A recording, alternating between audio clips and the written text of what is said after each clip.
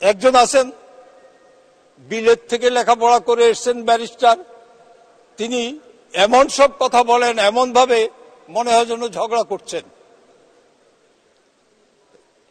বিশ্ববিখ্যাত কবি এবং নাট্যকার উইলিয়াম শেক্সপিয়ারের একটি নাটক আছে টেমিং অব দ্য শো। এটা আমাদের প্রফেসর ডক্টর মনির চৌধুরী স্যার এটার বঙ্গানুবাদ করেছিলেন মুখরা রমণী বশীকরণ। আমার মনে হয় তাকে সেই নাটকটি একটু দেখানো দরকার। আর সবচেয়ে বড় কথা হলো, যার মুখে মিষ্টি নেই তাকে তো বোধহয় ছোটবেলায় মধু খাওয়ায়নি, অথবা আমি মনে করি আমাদের এখান থেকে কেউ যদি অন্তত মরণচাঁদের 1 কেজি মিষ্টি তার বাড়িতে পৌঁছে দিতে পারতেন, তাহলে হয়তো কিছুটা তার কণ্ঠস্বর সংযত হতো। সম্মানিত দর্শক শ্রোতা, আসসালামু আলাইকুম। ব্যারিস্টার সুমন এমপি দুর্নীতি নিজে করেন না, অন্যকে করতে সাহায্যও করেন না। ব্যারিস্টার সুমন দুর্নীতিদের বিপক্ষে কথা বলার কারণে আজকে চাঁদপুর 4 আসনের এমপি শফিকুর রহমান সাহেব সংসদ অধিবেশনে ব্যারিস্টার সুমনের বিপক্ষে কথা বলেছেন। যেখানে ব্যারিস্টার সুমনের প্রশংসা করার কথা, সেখানে ব্যারিস্টার সুমনের প্রশংসা না করে তার বিরুদ্ধে কথা বলেছেন। তাহলে কি আমরা ধরে নিব ব্যারিস্টার সুমনের দুর্নীতিদের বিপক্ষে কথা বলা এটা কি ওনার সহ্য হয় নাই? আজকে দেখা যাচ্ছে ব্যারিস্টার সুমন দুর্নীতিবাজদের বিপক্ষে কথা বলার কারণে অনেক দুর্নীতিবাজ রাজনীতিবিদ যারা আছেন তারা কিন্তু ব্যারিস্টার সুমনকে পছন্দ করেন না। ব্যারিস্টার সুমনকে পছন্দ করেন না এমন মানুষ খুবই কম আছে। যেহেতু ব্যারিস্টার সুমন সততার মাঝে কাজ করে যাচ্ছেন এবং উনি মানুষের টাকা পয়সা মেরে খাওয়ার চিন্তা করেন না, তাই বাংলার প্রতিটি মানুষ সুমন ভাইকে পছন্দ করেন। তাহলে বেশি কথা না বাড়িয়ে আসুন শফিকুর রহমান ব্যারিস্টার সুমন এমপিকে কেমন ধরনের কটূক্তিমূলক কথা বলেছেন আমরা তা দেখে আসি। মাননীয় স্পিকার, আমরা যে সম্পূরক বাজেট নিয়েও আমাদের বুদ্ধিজীবীরা অনেক কথা বলেন। আমি বলি, আমরা যারা অর্থনীতির ছাত্র নই, কিন্তু আমরা বাজারে যাই, আমরা বাজার করতে হয় আমাদেরকে। আমরা বাজারে যখন যাই 2000 টাকা নিয়ে, হয়তো দেখা গেল আমি মাছ কিনতে বা অন্যান্য জিনিস কিনতে গিয়ে শেষ হয়ে গেছে, আমার হাতে আর কোনো টাকা নেই। এখন আমি সবজি কিনতে পারছি না বা অন্য সামগ্রী কিনতে পারছি না। এই যে আমার এখানে ঘাটতিটা হলো, এই ঘাটতিটা পূরণটাই হচ্ছে সম্পূরক বাজেট।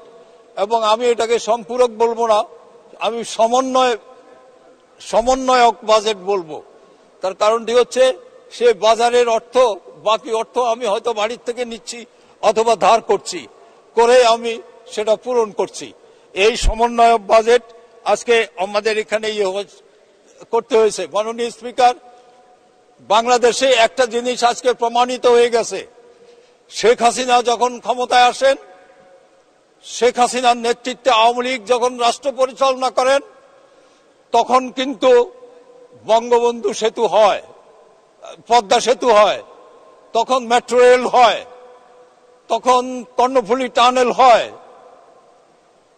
তারপরে যে বরিশালে নদ নদীর দেশ ছিল, সেখানে এখন প্রতিটি নদীর উপরে ব্রিজ তৈরি হয়। এমনি ভাবে মেট্রো রেল, তারপরে এলিভেটেড এক্সপ্রেসওয়ে হয়, তারপরে ওই গভীর সমুদ্র বন্দর হয়, ইত্যাদি হয়। আর বিএনপি যখন ক্ষমতায় আসে, তখন হাওয়া ভবন হয়। সরকারের সম্পদ, জনগণের সম্পদ লুট করার জন্য আরেকটা জিনিস হয়, সেটি এখানে উল্লেখ করতে চাই আমি অন্যভাবে। তার নাম হচ্ছে খোয়াব ভবন। সেখানে কি হয় আমি সামনে দিয়ে আর বলবো না, সেটা বাংলাদেশে সবাই জানে। এটি হচ্ছে বিএনপির দেশ। সেই বিএনপি গত এই যে এত দূর এগিয়েছে বাংলাদেশ, আজকে উন্নয়নশীল দেশ পার হয়ে আমরা উন্নত দেশের দিকে যাচ্ছি। আমরা যে প্রজেক্ট, মেগা প্রজেক্ট আমরা করছি রূপপুর সহ, এই প্রজেক্টগুলোর জন্য আমাদের যে টাকা খরচ হচ্ছে, সেটা দ্রব্যমূল্যের কারণে হয়তো কিছুটা সমন্বয় করতে হয়েছে। তারও পিছনে অনেক কারণ আছে। মাননীয় স্পিকার, সেই কারণটি হলো, আজকে আমরা লক্ষ্য করছি বৈশ্বিক অর্থনৈতিক টালমাটাল অবস্থা, যেমন রাশিয়া ইউক্রেন যুদ্ধ এবং জায়নবাদী ইসরায়েল কর্তৃক ফিলিস্তিনে আক্রমণ, এবং ফিলিস্তিনে এরই মধ্যে 37,000 মানুষকে হত্যা করেছে, যার মধ্যে প্রায় 20,000 নারী ও শিশু সেই হত্যা করেছে। এবং এইভাবে সমস্ত পৃথিবীতে একটি টালমাটাল অবস্থা। তারপরে জলবায়ু পরিবর্তন, এবং কিছুদিন আগে, কয়েক বছর আগে এই যে কোভিড-19, এখনো দুই একটা শোনা যায়। এই যে অবস্থা, এই অবস্থায় দ্রব্যমূল্য বিদেশে যেমন বেড়েছে, আমাদের এখানেও তেমনি বেড়েছে। এই বাড়ার কারণেই কিন্তু আমাদেরকে কখনো কখনো এই সম্পূরক বাজেট বা সমন্বয় করতে হচ্ছে বাজেটের। মাননীয় স্পিকার, যারা এইসব কথা বলেন এইসব কথা বলেন, তারা মনে হয় যেন এইসব বুদ্ধিজীবীরা আমাদের ওবায়দুল কাদেরের ভাষায়, এরা বোধহয় বিএনপির ভাষায় কথা বলতেছে।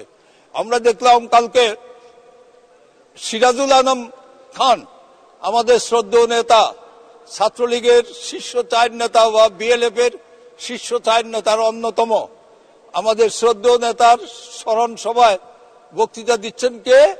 রাজাকার নন্দন মির্জা ফখরুল ইসলাম আলমগীর, রাজাকার সোখা মেয়ার ছেলে মির্জা ফজলুল ইসলাম আলমগীর।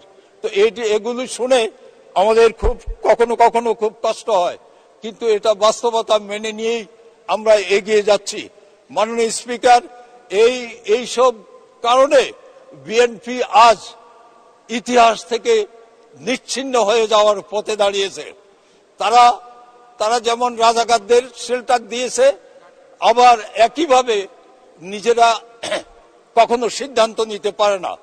তাদের সিদ্ধান্ত আসে লন্ডন থেকে, বাইরে থেকে আসে, এবং তাও কি অপরিপক্ক অশিক্ষিত একজনের কাছ থেকে তাদের সিদ্ধান্ত আসে, যে কারণে তাদের কোনো সিদ্ধান্তই সফল হয় না। না হওয়ার কারণে তারা আজ পাগলের মতো প্রলাপ বকে, যা খুশি তাই কথা বলে। একটা সময় ছিল যখন মানুষ বিরোধী এই বাজেট দিলে বিরোধী দল বলতো কি, মানুষ মারার বাজেট, গরিব মারার বাজেট, এই কথাটি বলা হতো। আজকে আর সেই কথাটি বলার কোনো সুযোগ নেই, কারণ আমাদের মাননীয় প্রধানমন্ত্রীর নেতৃত্বে, স্বাধীনতার নেতৃত্ব দানকারী সরকার, আওয়ামী লীগ সরকার, গ্রামকে শহরের পর্যায়ে নিয়ে এসেছে। আজকে নেত্রী নিজেই বলেছেন গ্রাম হবে শহর। সেই গ্রামে যে অবকাঠামো উন্নয়ন হয়েছে, তার তুলনা আমি বলবো বহু দেশেই নেই তার তুলনা।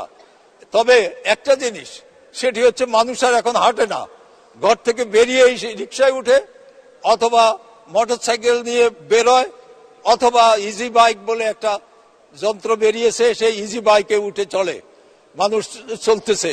এবং বাংলাদেশের কোনো মানুষ খালি পায়ে হাঁটেন না।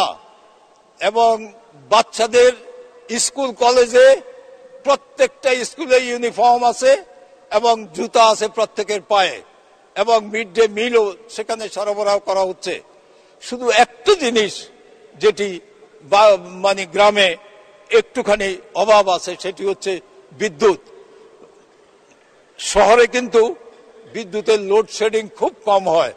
নেত্রী যেটা বলেছেন গ্রাম হবে শহর, সেই শহর হয়ে গেছে শুধু একটা জায়গায়, সেই বিদ্যুতের জায়গাটা একটু বিপদগ্রস্ত। আজকে অনেক বিদ্যুৎ ঘন্টার পর ঘন্টা থাকে না। এবং আমি যখন বিদ্যুৎ বিভাগের ইঞ্জিনিয়ারদের সঙ্গে কথা বলেছি, তারা আমাকে বলেছেন যে স্যার, আসলে আমরা যা বিদ্যুৎ পাই সেটাই আমরা দিতে পারি, এর বাইরে আমরা কোত্থেকে দেব। এবং তারা বলেছেন অন্তত, যেমন আমার ফরিদগঞ্জে অন্তত পক্ষে 3 মেগাওয়াট বিদ্যুৎ যদি বাড়িয়ে দেওয়া যায়, তাহলে আমরা খুব কম লোডশেডিং করেও বিদ্যুৎ সরবরাহ করতে পারবো। আমার মনে হয় গ্রামাঞ্চলের প্রত্যেকটি উপজেলায় একই অবস্থা। এবার আমি, মাননীয় স্পিকার, আমি বাজেটের উপরে আলোচনা এখানেই আমি স্থগিত করে আমি আমার এলাকার কিছু কথা বলতে চাই। আমার এলাকা বিগত 5 বছরে আমার আপনাদের দোয়ায়, আশীর্বাদে এবং মাননীয় প্রধানমন্ত্রীর বদান্যতায় আমি কিন্তু অনেক উন্নয়ন করতে সক্ষম হয়েছি। সেটি হচ্ছে ফরিদগঞ্জে কোনো ফায়ার সার্ভিস ছিল না, আমি সেই ফায়ার সার্ভিস নিয়ে গেছি। ফরিদগঞ্জে রাস্তা ছিল না, সব হয়েছে, শুধু এখনো 60-70 কিলোমিটার রাস্তা কাঁচা আছে। আর একটা জিনিস সবচেয়ে বড়, এখানে মাননীয় মন্ত্রী মহোদয় আছেন,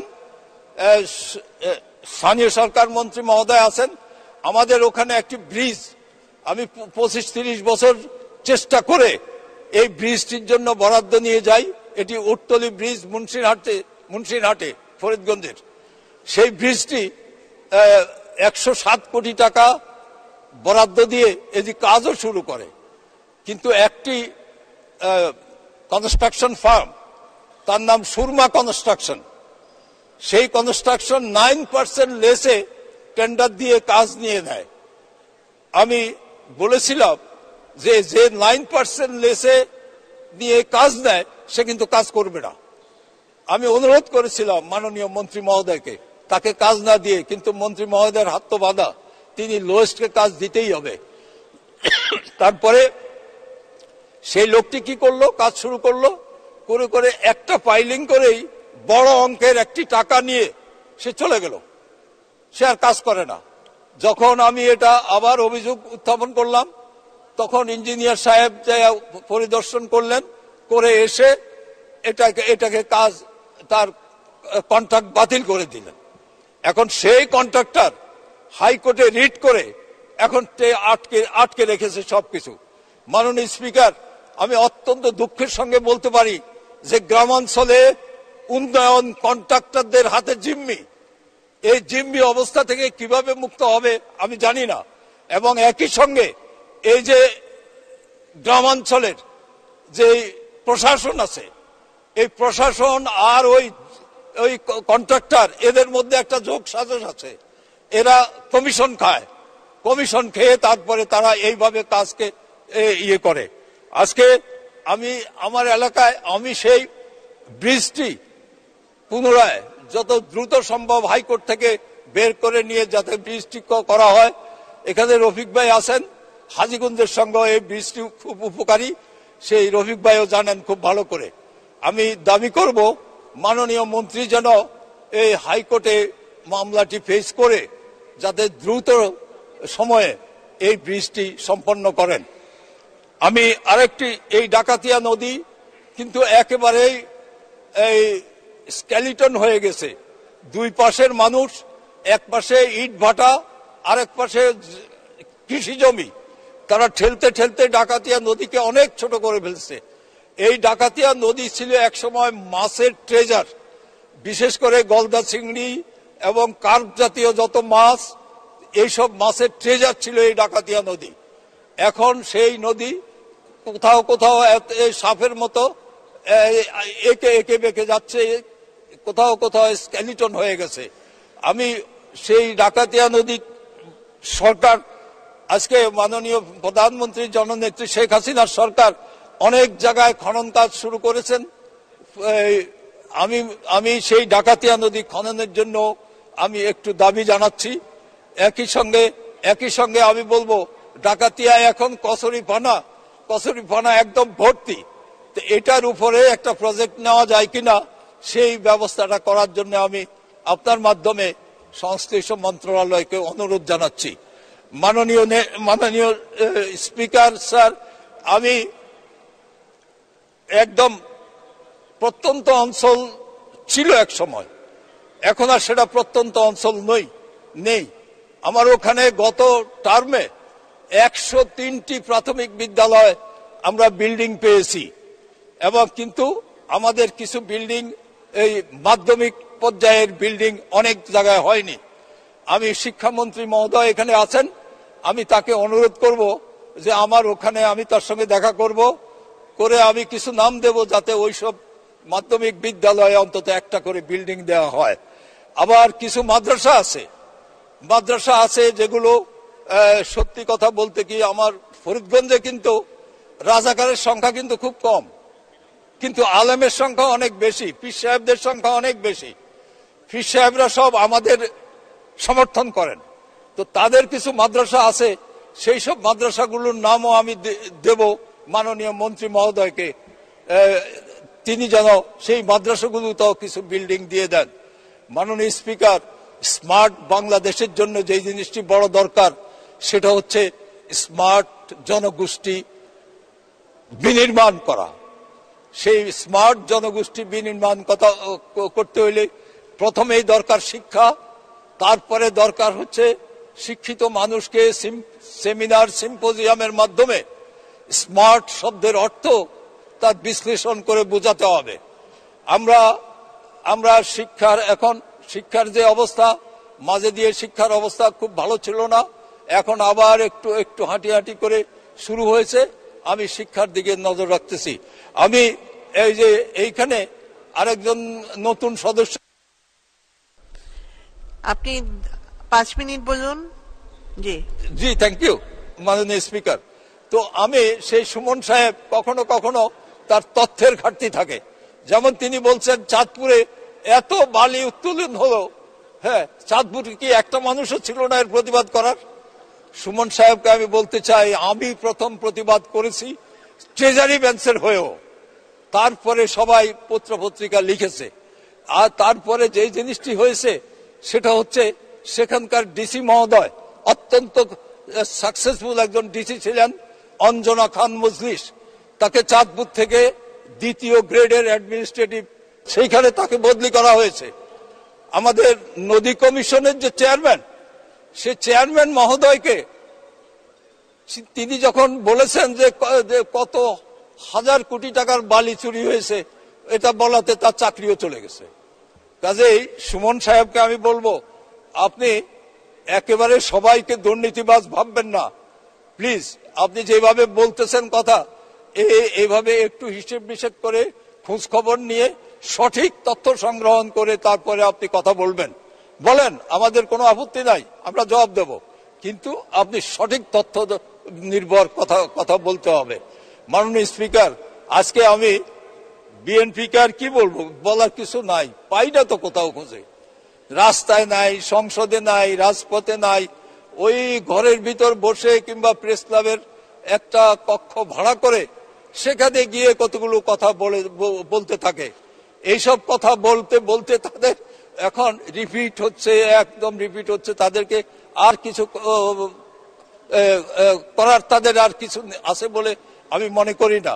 আর সবচেয়ে বড় কথা কি মাননীয় স্পিকার, একটি রাজনৈতিক দল যার কোনো কম্পিটেন্ট লিডারশিপ নেই, একজন লিডার আছেন তিনি বলে 70 বছর না কত বছর তার হয়েছে, জেল হয়েছে, এবং তিনি বিদেশে লন্ডনে অবস্থান করছেন এবং সেখানে রাজকীয় জীবন যাপন করছেন। আরেকজন আছেন তিনি অসুস্থ, তারপরে স্বশিক্ষিত, এবং সেই কারণে বিএনপির কোনো নেতা নেই। একমাত্র নেতা হলো মির্জা ফখরুল ইসলাম আলমগীর, যিনি হচ্ছেন যে 1971 সালে মালেক মন্ত্রিসভার মন্ত্রীর পুত্র, যাকে সখা মিয়া বলা হয়, তার পুত্র। তার কাছ থেকে জাতি কি আশা করবে? মুক্তিযুদ্ধের জাতি, স্বাধীন বাংলার জাতি। মাননীয় স্পিকার, আমি আপনাকে অনেক ধন্যবাদ জানাচ্ছি। আমি আপনার সময়ের মধ্যেই আমি শেষ করতে চাই। আপনি আমাকে অনেক সময় দিয়েছেন, এই জন্য আমি ধন্যবাদ জানাই। এবং আরেকবার আমাদের মাননীয় প্রধানমন্ত্রী এবং সরকারকে আমি ধন্যবাদ জানাবো যে আমাকে একটি অত্যন্ত গর্বিত জাতি হিসাবে আজকে আমরা সমস্ত পৃথিবীতে আমরা সমাদৃত।